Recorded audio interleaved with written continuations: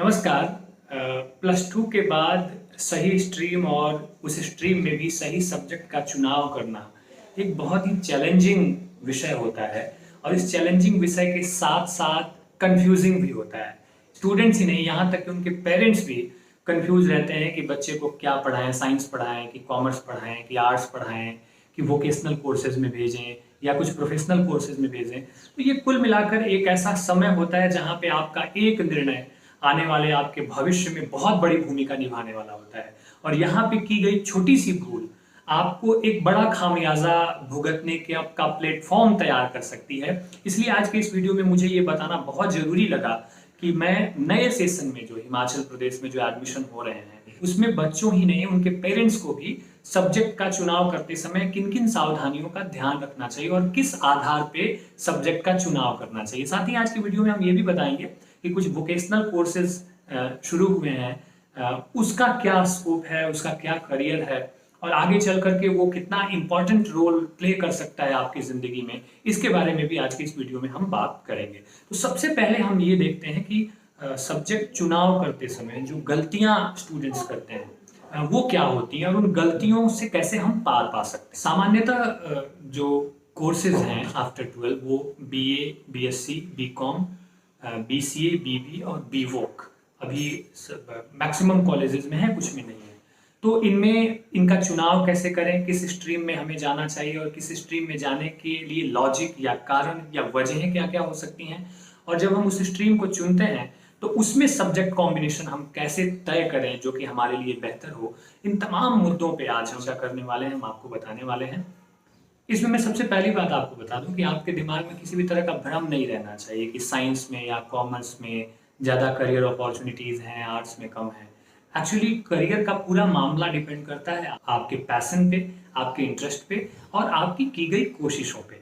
तो अगर आपको लगता है कि आपकी रुचि आर्ट्स में है तो आप किसी भी तरह के प्रेशर में आके, सोशल प्रेशर में आके या फैमिली प्रेशर में आकर के अपने इंटरेस्ट से किसी भी तरह का समझौता ना करें। ये गलती आप बिल्कुल भी ना करें क्योंकि आपका लिया गया एक छोटा सा गलत निर्णय आपके पूरे 3 साल में आपको बेचैन कर सकता है और आपकी परेशानी के लिए एक बड़ी भूमिका तैयार कर सकता है। तो इन बातों का बिल्कुल ख्याल रखें। अब इसमें जरूरी चीज क्या है, सबसे पहली बात क्या है कि प्लस टू तक जो भी विषय आपने पढ़े हैं उन विषयों में आपको ये देखना है कि किसके साथ आप ज्यादा कंफर्ट हैं, कौन सा विषय आपको अच्छा लगता है जिसमें आप आगे बेहतर कर सकते हैं। और बिल्कुल आंख मूंद के जो भी विषय आपको अच्छा लगा उसमें आप आने के बारे में, आगे उस स्ट्रीम में आप आने के बारे में सोचिए।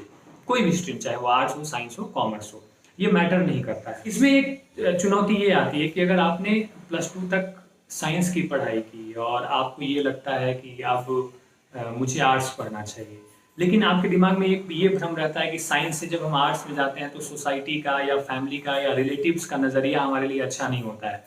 तो हमेशा इस बात का ध्यान रखिए कि उनके नजरिया से आपकी जिंदगी नहीं चलने वाली है। ये आपको तय करना है कि आप क्या कर सकते हैं और आपको कहाँ जाना है। तो इन बातों को बिल्कुल भी नजरअंदाज करें। अगर आपके पेरेंट्स भी इस बात को लेकर के रिजिड है कि नहीं तुम्हें साइंस ही पढ़ना है, तो उनसे भी आप बात करें, उनको भी आप कम्युनिकेट करें, उनको भी आप समझाने की कोशिश करें कि आपकी दिलचस्पी वहां नहीं है और आप अमुक विषय में या अमुक फील्ड में ज्यादा बेहतर करना चाहते हैं। तो साइंस वाले भी अगर लगता है कि साइंस न लेकर कुछ और लेना है तो वो आर्ट्स लें। अब एक तीसरी प्रजाति भी है। अब आप भी मुझसे पूछ सकते हैं कि सर अगर साइंस और आर्ट्स दोनों में से कुछ अच्छा नहीं लगे तो हम क्या करें। बिल्कुल बहुत वाजिब सवाल है, जाहिर सी बात है, जरूरी तो नहीं कि साइंस और आर्ट्स अच्छा ही लगे। तो ऐसे बच्चों के लिए हम वोकेशनल कोर्सेज के बारे में मैं आपको बताने वाला हूँ कि आप कुछ अलग डिफरेंट ट्राई कर सकते हैं और बहुत अच्छा करियर है वहाँ पे, आप इंजॉयमेंट कर सकते हैं, घूमने का बहुत अच्छा मौका मिलेगा, एक डिफरेंट तरह की वैरायटी, एक डिफरेंट तरह की डाइवर्सिटी आपकी जिंदगी में आएगी। उसके बारे में हम आगे डिटेल में चर्चा करेंगे। अक्सर छात्र ये गलती करते हैं कि एक दूसरे के प्रभाव में आकर देखा देखी सब्जेक्ट का चुनाव करते हैं, या कॉलेज में पहुंचे और फॉर्म पे किसी बड़े सीनियर ने लिख दिया ये ले लो, ये सब्जेक्ट अच्छा है, और बस वहां पहुंच गए। फॉर्म लेकर जब बच्चे कई बार हमारे पास आते हैं तो सब्जेक्ट की जगह 3-3 सब्जेक्ट काट करके लिखे होते हैं। उनसे पूछो कि आपने ये क्यों काटा, बोलते हैं मेरी एक फ्रेंड है ना, उसने कहा था ज्योग्राफी ले लो तो मैंने ले लिया, हम साथ पढ़ेंगे। अच्छा जी। फिर दूसरे ने कहा कि नहीं नहीं नहीं इकोनॉमिक्स ले लो, हम इकोनॉमिक्स पढ़ेंगे, तो मैंने वो काट के इकोनॉमिक्स भर दिया। अच्छा जी। फिर एक तीसरी फ्रेंड भी है, उसने कहा कि ना इंग्लिश ले लो, हम इंग्लिश साथ में पढ़ेंगे। अच्छा जी। अब क्या है कि फ्रेंड के चक्कर में आप गोल गोल घूम रहे हो और फ्रेंड का तो पता नहीं क्या होगा, पर आप गोल गोल गोल गोल घूमते रह जाओगे। इसीलिए देखा देखी और इन्फ्लुएंस में आकर या किसी के कहे हुए दबाव में आकर कभी भी सब्जेक्ट का चुनाव ना करें। तो क्या करें, किन बातों का ध्यान रखें, ये मैं आपको आराम से एक एक करके, जैसा कि मैंने आपको शुरू में ही बताया कि बीए, बीकॉम और बीएससी ये ट्रेडिशनल कोर्सेज हैं प्लस टू के बाद। उसके बाद बीसीए, बीबीए और बीवॉक, बीवॉक वोकेशनल है और ये दो भी प्रोफेशनल कोर्सेज आते हैं। तो इन सब में हम एक एक स्ट्रीम की बात कर लेते हैं और उसमें फिर हम घुसेंगे सब्जेक्ट कॉम्बिनेशन को लेकर के, ठीक है। सबसे पहले आता है बीएससी। बीएससी में जनरली दो ब्रांचेज हैं, एक मेडिकल है और एक दूसरा नॉन मेडिकल है। तो यहाँ पे कोई समस्या नहीं है, अगर आपने प्लस टू में साइंस की पढ़ाई की है, मेडिकल बैकग्राउंड से हैं या नॉन मेडिकल से हैं, तो उस हिसाब से अगर आपको अच्छा लगा, आपने अच्छा किया वहाँ पे और आगे आप इसी को कैरी ऑन करना चाहते हैं, तो बड़े आराम से आप मेडिकल या non medical according to your passion आप बढ़ सकते हैं। क्योंकि सबसे अच्छी बात होती है कि जब आपका पैशन प्रोफेशन बन जाता है तो चीज़ें आपके लिए काम नहीं लगती हैं, वो जिंदगी को जीने का एक खूबसूरत माध्यम, मीडियम लगती हैं। तो आप ये ले सकते हैं। अब इसमें एक प्रॉब्लम आती है कि किसी ने प्लस टू में साइंस लेकर पढ़ाई तो कर दी, ठीक ठाक नंबर भी आ गए, लेकिन उसको बहुत ज्यादा मन नहीं लगता है पढ़ने में, लेकिन वो ये सोच रहा है कि कोई नहीं, अब कर दिखाऊंगा, अब पढ़ के दिखाऊंगा। मतलब वो मेहनत कर सकता है लेकिन उसका इंटरेस्ट नहीं है। तो ऐसे भी स्टूडेंट को मेरी सलाह है कि ये नहीं करें, वो दिन कभी नहीं आएगा। 4 दिन का जोश होगा, फिर ठंडा पड़ जाएगा आपका, और फिर सप्लियां पे सप्लियां, सप्लियां पे सप्लियां, सप्लियों का खेल आपके जीवन में वो चलता रहेगा। तो इसीलिए यहाँ पे बहुत सावधानी बरतने की जरूरत है कि आप ऐसा बिल्कुल भी ना करें। वो एक बात तो इंपॉर्टेंट है वो, कि वो जो तुम्हारे दिल की जो आवाज है ना, उससे सच्ची आवाज कुछ भी नहीं होती है। दिल से आवाज जब आती है ना कि ये मैं कर सकता हूँ, ये मेरे लिए बहुत अच्छा है, तो डेफिनेटली गो। और दिल से आवाज अगर ये है कि पढ़ाई के लिए तुम नहीं बने हो, तो ये भी काम मत करो, कुछ और करो। बड़ी सारी चीजें इस पर फिर कभी आगे बात करेंगे।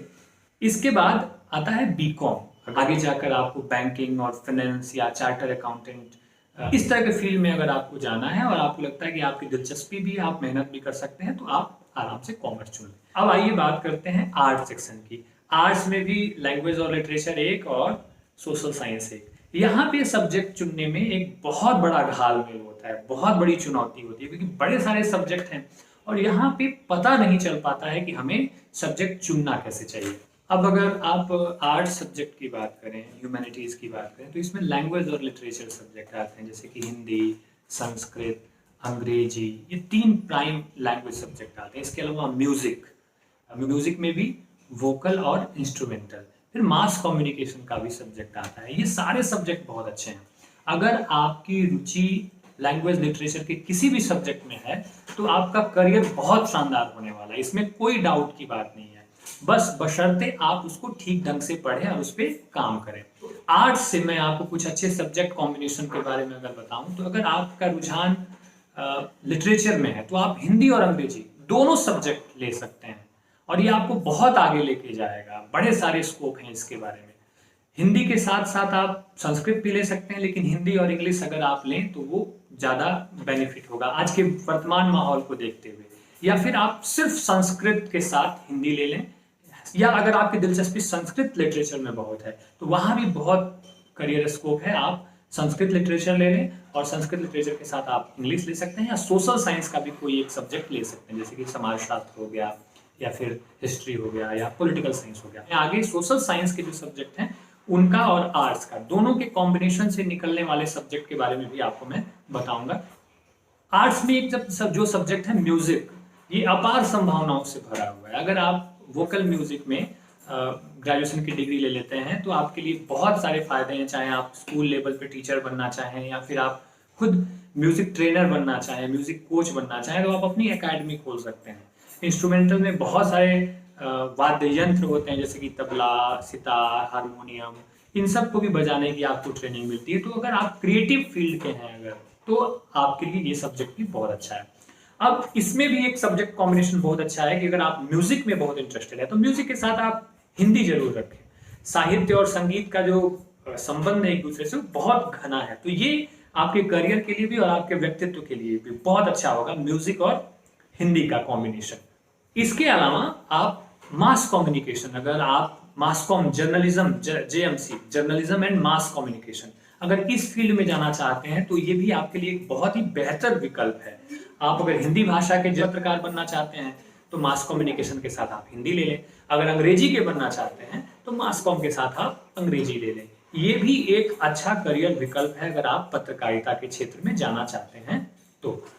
आइए अब बात करते हैं कि सोशल साइंस में कौन कौन से प्राइम सब्जेक्ट हैं। उसमें हिस्ट्री है, पॉलिटिकल साइंस है, इकोनॉमिक्स है, ज्योग्राफी है, सोशियोलॉजी है और पब्लिक एडमिनिस्ट्रेशन, ये सारे सब्जेक्ट हैं।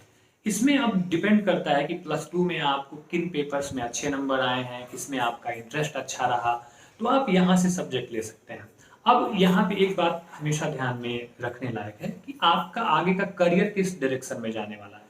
अगर आप सोशल साइंस के किसी सब्जेक्ट में आगे मास्टर्स करना चाहते हैं तो आप बिल्कुल उस सब्जेक्ट को चुनें जिसमें आपकी बहुत अच्छी पकड़ और बहुत अच्छी रुचि है। और अगर आप सिविल सर्विसेज IAS HAS की तैयारी करना चाहते हैं तो दोनों का मिक्स एक सब्जेक्ट कॉम्बिनेशन आप तैयार करें। क्योंकि देखिए, जब आप UPSC या HS की जो भी परीक्षा होती है वह लिखित परीक्षा होती है। ऐसे में लैंग्वेज का रोल बहुत इंपॉर्टेंट होता है। आप जिस भी भाषा में परीक्षा दे रहे हैं, चाहे आप हिंदी मीडियम में परीक्षा दे रहे हैं, चाहे आप अंग्रेजी मीडियम में परीक्षा दे रहे हैं, तो आपको सोशल साइंस का बहुत अच्छा ज्ञान हो गया लेकिन अच्छी भाषा आपके पास नहीं है। या आप सबको पता है कि निबंध के भी पेपर होते हैं, फिर इंटरव्यू भी होता है। तो भाषा कौशल जो है कुल मिलाकर के सिविल सर्विसेज एस्पिरेंट्स के लिए बहुत इंपॉर्टेंट रोल प्ले करता है।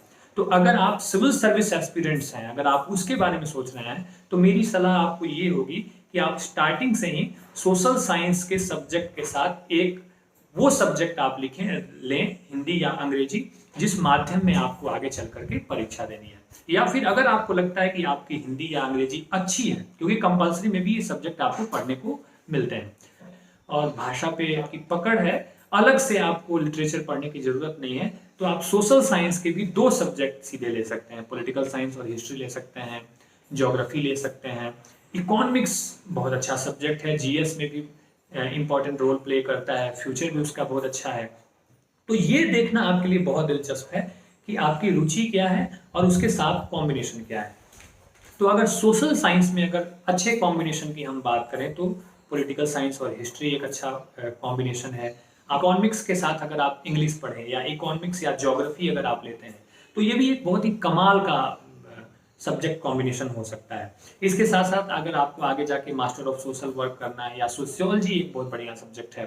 सोशियोलॉजी सब्जेक्ट, समाज शास्त्र भी आप रख सकते हैं, बहुत रुचिकर विषय है और वहाँ पे भी आगे आप अच्छा करियर स्कोप है, तो वो भी विषय आप चुन सकते हैं। लेकिन it's all about your choice और it's all about your dream कि आगे आपको जाना कहाँ है।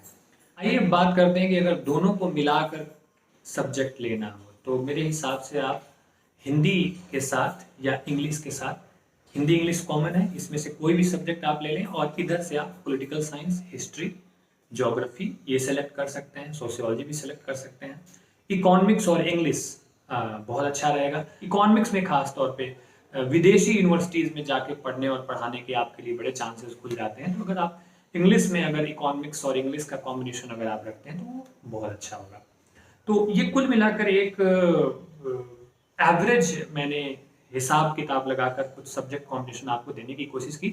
अब आइए बात करते हैं, अगर आपको आर्ट्स, साइंस और कॉमर्स इधर कहीं भी नहीं जाना है, आपको कुछ नया फील्ड ट्राई करना है, अगर आप कुछ नया सोच रहे हैं, तो इसलिए बैचलर ऑफ वोकेशनल कोर्सेज बहुत ही बेस्ट अपॉर्चुनिटी है आपके लिए। आप प्लस 2 के बाद 3 साल जब वोकेशनल कोर्स करते हैं तो वो इक्विवेलेंट होता है ग्रेजुएशन की डिग्री के।